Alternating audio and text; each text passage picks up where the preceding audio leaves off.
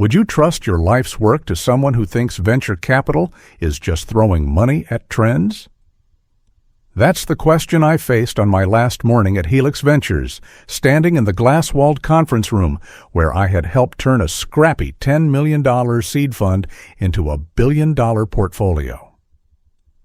Across from me sat Chloe Whitman, 25 MBA on paper influencer, at heart scrolling through her phone, occasionally nodding like she understood anything about risk modeling or startup burn rates. "You built this whole platform," her father said, with a practiced smile, "so you'll be perfect to walk Chloe through it." 12 years of diligence data and sleepless nights reduced to a handoff to someone whose biggest financial win was monetizing brunch photos. I said nothing, just nodded. But inside, something shifted. This story isn't about rage, it's not even about revenge. It's about systems, trust, consequences, and what happens when arrogance replaces competence in a world where one misstep can burn a fortune to ash. If you've ever been overlooked, replaced, or underestimated, you'll want to stay with me until the very end. And if this already hit a nerve, don't forget to like, comment your thoughts, and subscribe. You won't want to miss what comes next. I didn't stumble into venture capital. I engineered my way into it, literally. Back in 2011, when Helix Ventures was still operating out of a rented loft in San Francisco's Dogpatch district, I was brought in as a systems architect, not an investor. My job wasn't to pick startups. My job was to build the internal machinery to understand them. While the partners made deals over lunch with founders, I was in the background developing the tools that would quietly decide which of those startups would survive. I created the firm's proprietary deal flow engine code that scraped market trends, tracked founder behavior across platforms, and scored early-stage opportunities based on over 120 variables. Back then, it was groundbreaking. Now it's the core of how Helix made its name precision-backed investing in chaos-driven markets. By 2015, I'd also built out the portfolio intelligence platform. Every quarterly report, every board-level metric, every signal of product-market fit at all ran through the risk models I designed. We didn't just know which companies were performing, we could predict within 2 quarters which ones were headed for collapse. That's what kept our LPs loyal. And behind it all, I was the quiet force they never put on stage. I wasn't flashy, never fought to be in the partner photos. I stayed behind the curtain, refining the system, teaching new analysts how to interpret the data, working late when a founder's numbers didn't make sense, even flying out to Asia once just to verify that a supposed blockchain logistics startup actually had a physical office. They didn't. When the 2020 market downturn hit, most funds panicked. We didn't. While other firms were overexposed to vaporware and hype, Helix adjusted positions in real-time, pivoting into telehealth and supply chain automation before those words became headlines. That was the system talking. That was my work holding the line. And they knew it. The partners, the ops team, even the auditors. I got quiet thank yous when a portfolio company exited smoothly. I was awarded internal bonuses, not big ones, but enough to show someone was watching. Still, I never asked for credit, just clarity, integrity, a place where work spoke louder than buzzwords. What I didn't realize was how much had changed in those final 2 years. Helix had begun courting younger LPs' media visibility and what they called next-gen investment appeal. Suddenly, our website shifted tone from precision to personality, from metrics to marketing. That's when I started hearing Chloe's name. At first, it was harmless summer internships, lunch meetings, minor events. But by the time she posted a behind-the-scenes TikTok of our pitch room revealing NDA-covered whiteboards, I knew the line between serious finance and social image was beginning to blur. Still, I thought my work would speak for itself.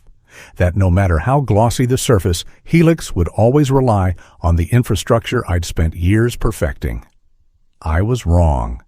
Because, as it turns out, in a world chasing clicks, loyalty and legacy mean little when the new face of your firm knows how to go viral. And the deeper tragedy, I didn't see the betrayal coming. Not because I wasn't smart enough, but because I trusted them. That trust would be the last professional mistake I ever made. The first real warning sign came in a Monday all-hands meeting that felt more like a product launch than a fund update. The managing partner, Gregor Whitman, Chloe's father, was unusually upbeat, talking about vision pivots and generational synergy. Corporate speak, sure, but it carried an undertone I'd never heard before. Then he said it. We're excited to announce the creation of a new internal division, Helix Innovation Lab. It'll focus on new models for founder engagement, brand positioning, and next-gen investment frameworks. That was when Chloe walked in. She was wearing sneakers that probably cost more than my rent, holding a matcha latte, and smiling like she already owned the place. Gregor introduced her as our new Director of Innovation Strategy, a title that meant nothing and everything. The room clapped, but the analysts exchanged glances. No one said it, but we all felt it. Something fundamental was shifting. From that day on, meetings changed. Chloe would sit in on portfolio reviews and interrupt to ask why we weren't investing in more creator economy platforms. She'd reference Substack articles as if they were market research and question whether founders who weren't building a personal brand were worth backing. I bit my tongue the first few times. Then I stopped attending. Soon after, I got an internal Slack message from our HR director. Hey, Marcus would love for you to review your system architecture and internal documentation. Chloe's team is doing a full audit of our data tools and wants clarity on how risk scores are generated. I froze. That request on the surface was neutral, but I'd maintained detailed documentation from day one. This wasn't about clarity. This was about extraction, about preparing someone, not me, to take over what I'd built. I played along. Polite professional. I organized folders, annotated diagrams, even scheduled a walkthrough session with 2 junior analysts who were frankly sharp. But they weren't the ones I was worried about. A week later, during a partner strategy session, I was presenting a new refinement to our scoring algorithm. It could dynamically adjust a startup's health rating in real time by pulling in alternate data sources, supply chain strain, hiring freezes, even GitHub inactivity. It was a breakthrough I was proud of. But mid-slide, Chloe interrupted. Wait, this is cool, but could we gamify it somehow so founders can track their score and compete with each other? Some people chuckled. I didn't. It's not a game, I said flatly. It's a risk management tool used to determine if we deploy millions of dollars into a company that may or may not survive the next 6 months. She blinked, smiled, and shrugged, just trying to make things more engaging. Gregor said nothing. That was the second warning. The third came when my system access logs began showing unusual activity queries being run at 2 a.m. user IDs that didn't belong to my team. When I raised the issue, IT told me it was part of a shadow testing process from the Innovation Lab. Translation: Chloe's team was poking around inside architecture they didn't understand. I went home that night with a pit in my stomach, not because I feared being replaced, but because I realized no one cared about the integrity of what we'd built. They wanted flash, not foundation. And I was starting to understand I was no longer part of their future. The official blow landed on a Thursday morning at exactly 9:14 a.m. I remember because the subject line in my inbox read Organizational Restructure, Internal Only. I clicked. My name was in the second paragraph. Effective immediately, I would be transitioning out of my current role as head of portfolio intelligence and serving as a strategic advisor during a 2-week knowledge transfer period. Chloe Whitman would assume day-to-day operational oversight of the data systems supporting Helix Ventures' investment decision process. No call, no meeting, just an email. I stared at it in silence. 12 years. I'd designed, built, and iterated every single system they used to vet, monitor, and report on their billion-dollar portfolio, and now they were handing it off to someone who once asked if product market fit was a brand slogan. Still, I got up from my chair, walked calmly to the IT department, and checked the access logs. Chloe already had admin credentials, full privileges. She now had unrestricted access to every risk algorithm, every historical model, every compliance flagging protocol. The fingerprint of what I had spent more than a decade perfecting was now in hands that couldn't distinguish between SQL and social media metrics. I walked back to my desk. My team, half of whom I had personally trained, avoided eye contact that day. Maybe they were afraid to be associated with me. Maybe they were afraid they were next. The air felt thin. Corporate kindness always turns cold the moment you stop being useful. An hour later, HR sent a calendar invite titled Transition Planning. Session 1. Scheduled for Monday. 2 hours blocked. As if 12 years of systems safeguards and architecture could be downloaded into someone who believed buzzwords were a substitute for understanding. I kept a straight face through it all. Even when Gregor stopped by, briefly smiled awkwardly and muttered, "You've been a real asset, Marcus. Change is hard for all of us." But I wasn't angry. Not yet. I was calculating, because they didn't know what I knew, that deep within the portfolio analysis framework, buried beneath layers of compliance logic and encryption protocols, there was a fail-safe.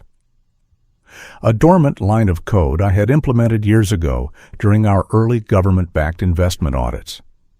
At the time, it was a precaution meant to protect the firm from external threats like hostile takeovers or industrial espionage.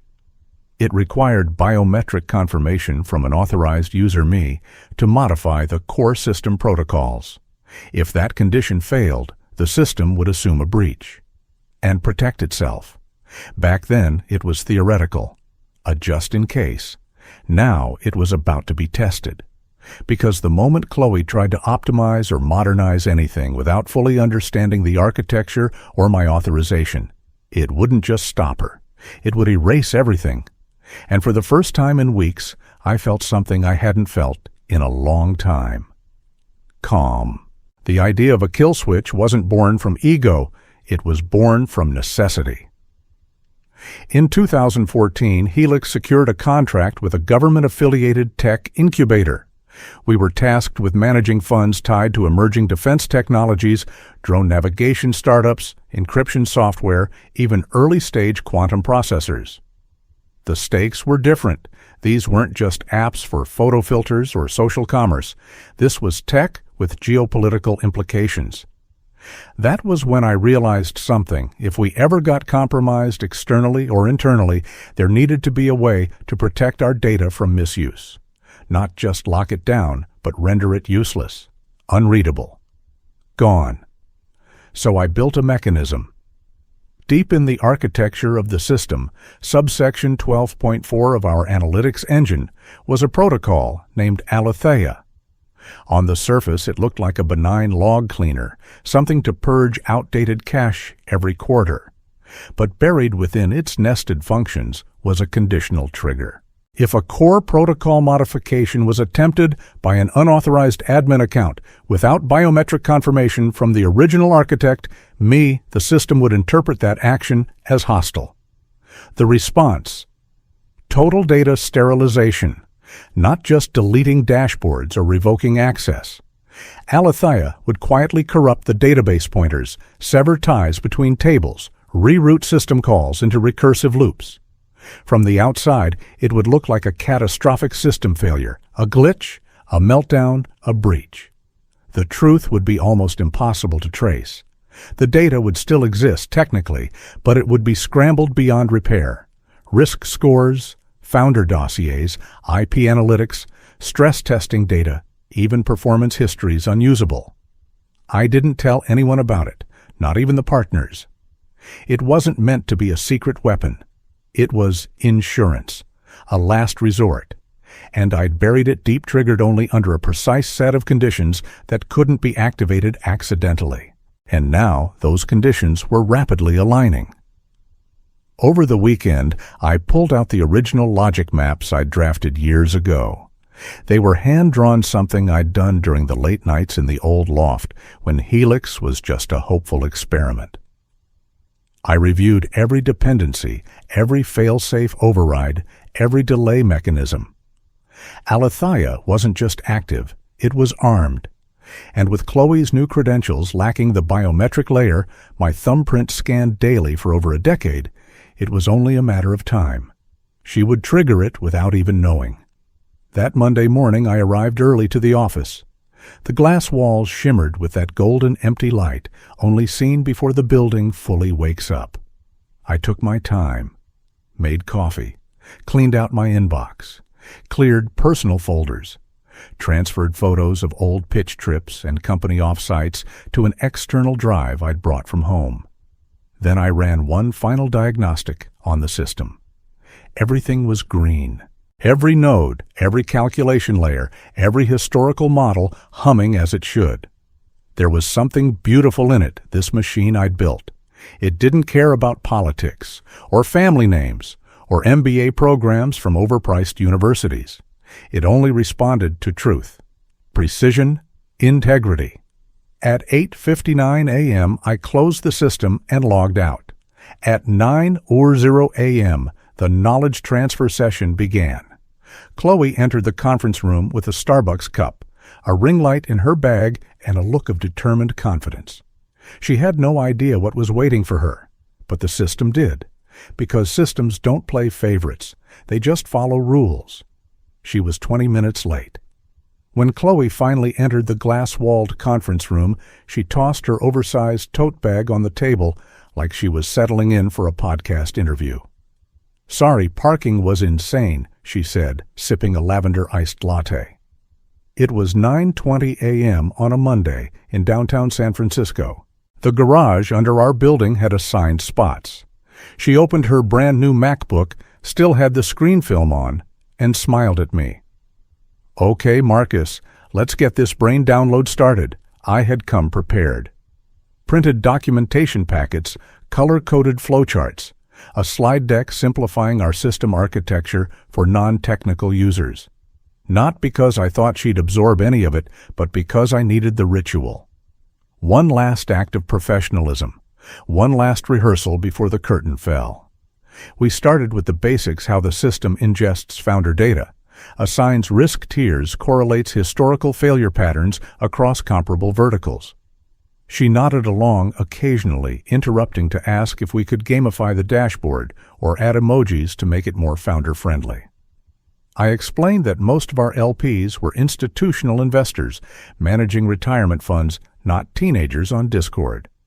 By slide 4, she had stopped taking notes. Around 10:30, she asked, "Wait, is this like—" "Basically a giant Excel spreadsheet, but fancy." I looked at her. She wasn't joking. "No," I said. "It's a multi-layered machine learning augmented scoring engine.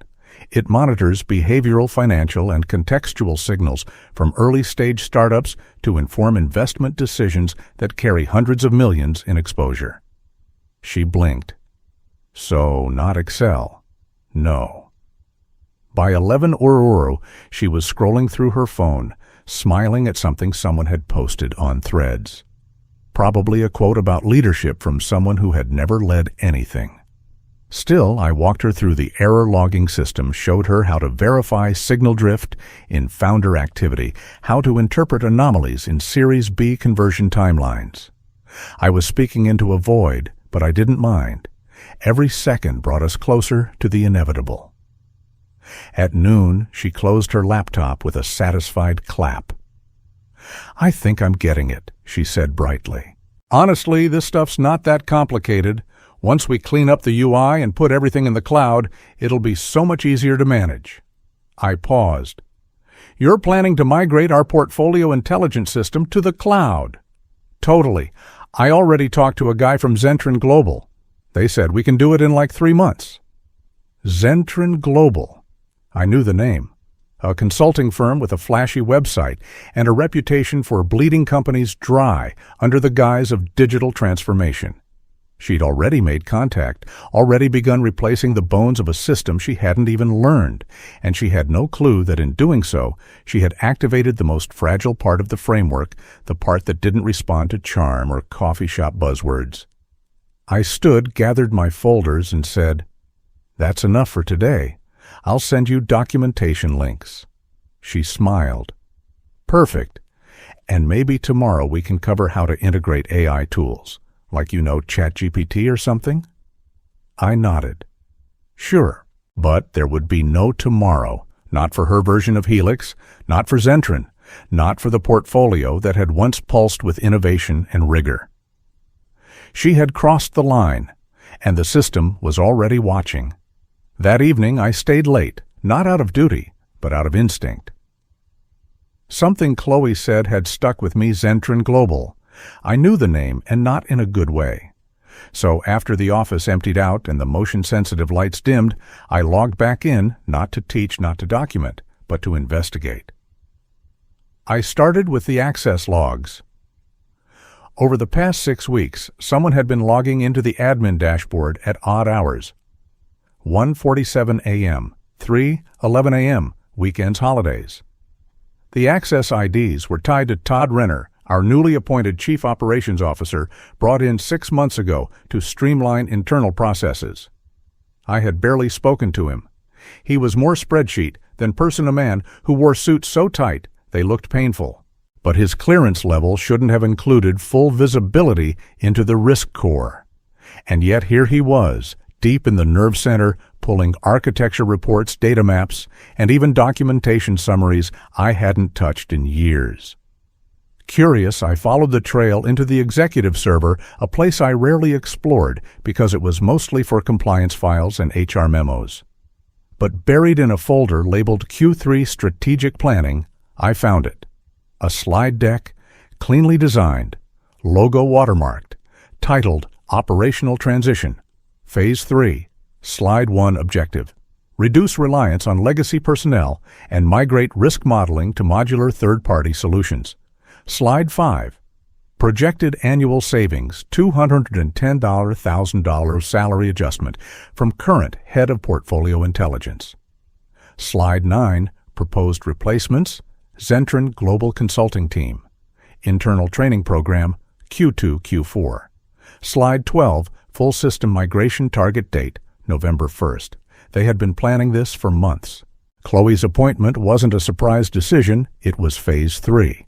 A cost-cutting measure, a performance mask, a deliberate effort to strip away the foundation of the fund and replace it with flashy outsourcing and low-cost juniors who could be molded into smiling yes men. They didn't see me as a liability because of my performance. They saw me as a financial inefficiency, a high-salaried obstacle in a world chasing velocity over precision. But what chilled me most was a single phrase on slide 14. Legacy knowledge will be extracted during advisory period. Extracted, like data from a drive, not respected, not preserved, just mined and discarded. And beneath the slides, an attachment, a signed consulting contract with Zentren Global. Scope of work included full audit of Helix's proprietary systems, black box model disassembly, and ownership reassignment of intellectual frameworks. They weren't just replacing me, they were trying to own what I'd created. I leaned back in my chair. They had combed through everything I made, every tool, every trigger, every interface, except one. Alethea, the final safeguard, the one thing they hadn't seen. The one thing I had never documented, not because I forgot, because I knew this day might come. And now it had. They'd underestimated the architecture, and they'd underestimated me. Friday arrived cold and quiet, the kind of morning that wraps the city in a false sense of calm. I arrived at the office early, dressed with deliberate care. Navy wool blazer, dark slacks, the tie my father gave me when I signed the offer letter at Helix 12 years ago. Back then, we were just a dozen people sharing a floor with a drone startup and a cold brew distributor. We didn't know what we were building, only that it mattered. Now that building stood 30 stories tall, and Helix took up 6 of them.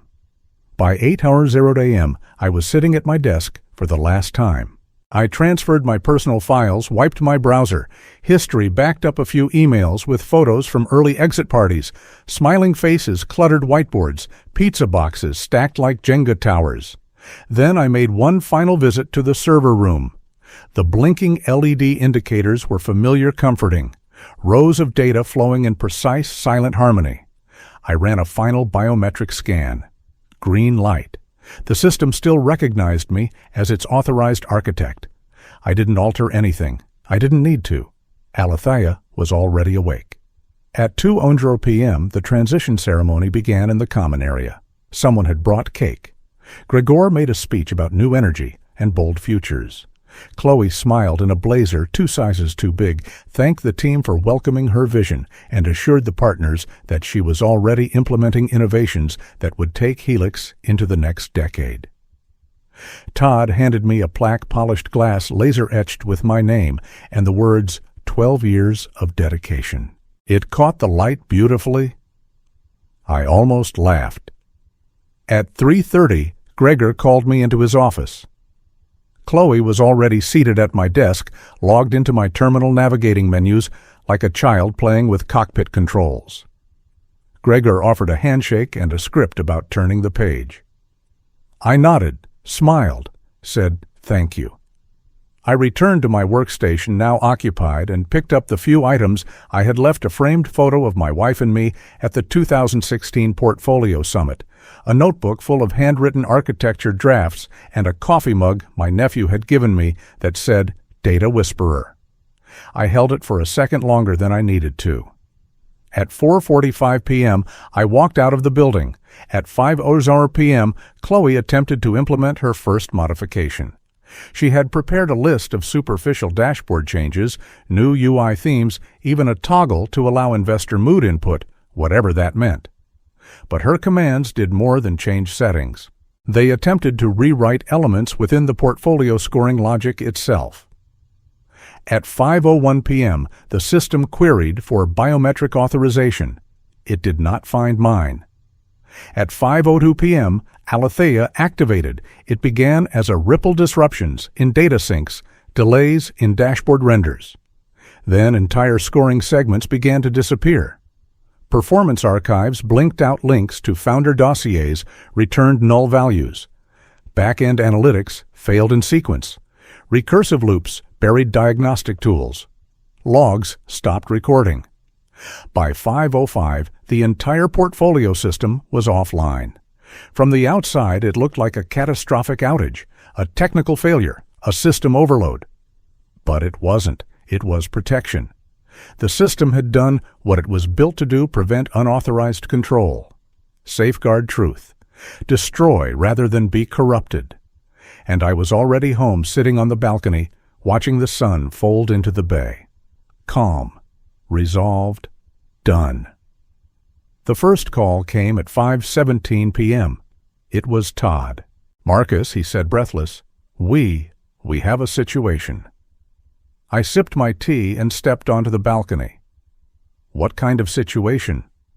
The system, it's down. Everything. Portfolio dashboards, risk models, even historical data. Gone. The backup servers aren't responding. We can't even pull recovery protocols. Have you checked the error logs? That's just it, he stammered. We can't access them. Chloe was trying to run some interface updates and then it all crashed. It's like the entire structure unraveled. I let the silence hang in the air. The wind off the bay carried the scent of eucalyptus and something cooler, cleaner. I see. Well, I'm no longer with Helix, remember? Transitioned out, effective this afternoon. Marcus, we need your help, please. I documented everything. Chloe should have access to it all. And then I hung up. Over the weekend, the story spread first internally, then across the venture capital ecosystem like a slow-moving fire. Helix Ventures had suffered what TechCrunch called a catastrophic systems collapse, affecting more than 70 portfolio companies. Founders couldn't access funding milestones. LPs were locked out of dashboards. No one could verify cap tables, performance reports, or due diligence history. By Monday, regulators were involved.